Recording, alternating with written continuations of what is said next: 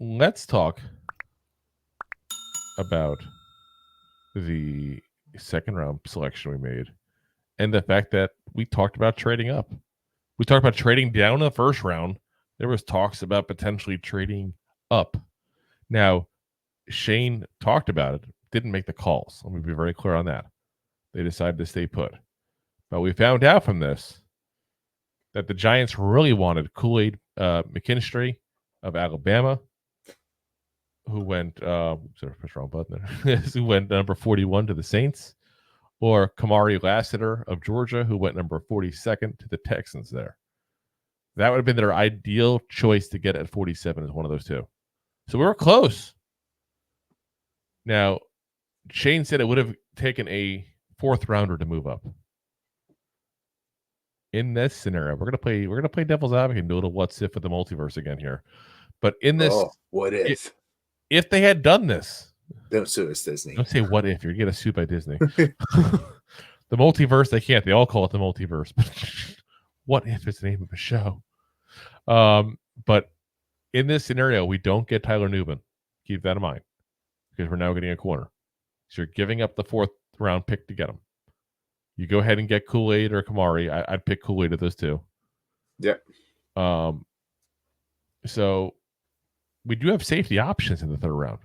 So keep in mind, now we have the corner. We don't have to go get Andru Phillips in the third round. So safety options we had that are picked after we picked Andru Phillips there. Callen Bullock of USC.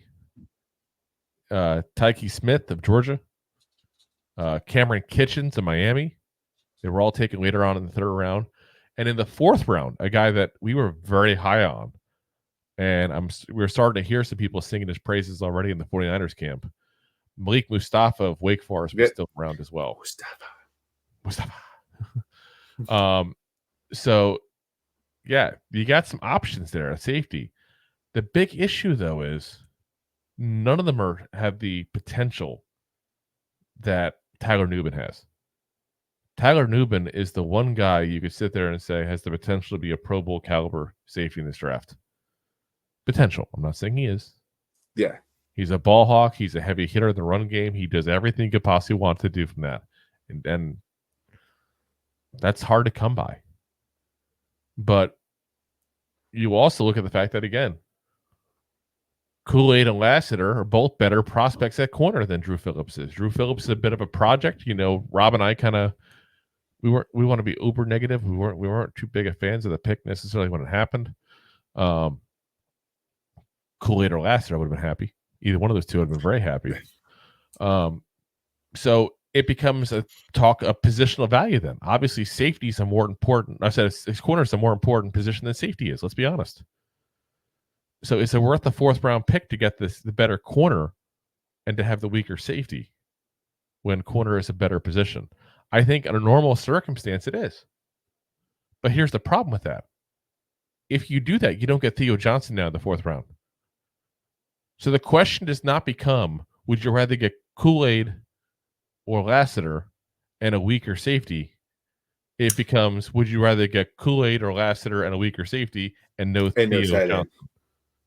That's where the conversation got, and that's what made Joe Schoen not want to make the move. Now, the best available tight end, I did for shits and giggles, look it up, that would have been available when we picked in the sixth round, would have been Jaheim Bell of Florida State, who's mostly a blocker.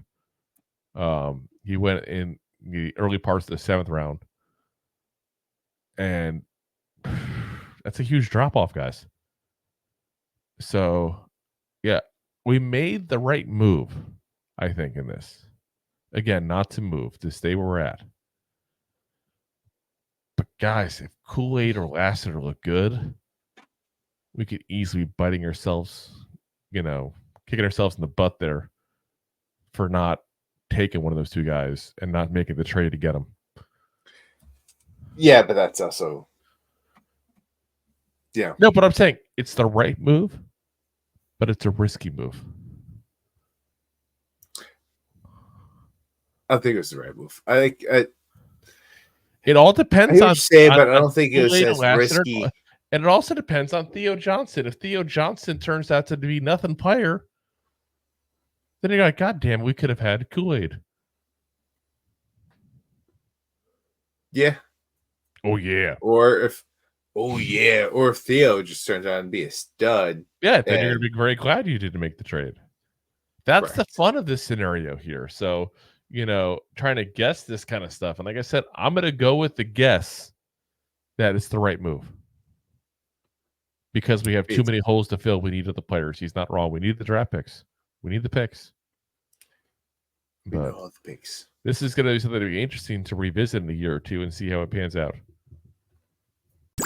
If you like that clip, then you will love the full episodes too. Find us on your favorite podcast app and look for us on all your favorite social media platforms. Thanks so much. Please, I'm begging you. Please subscribe.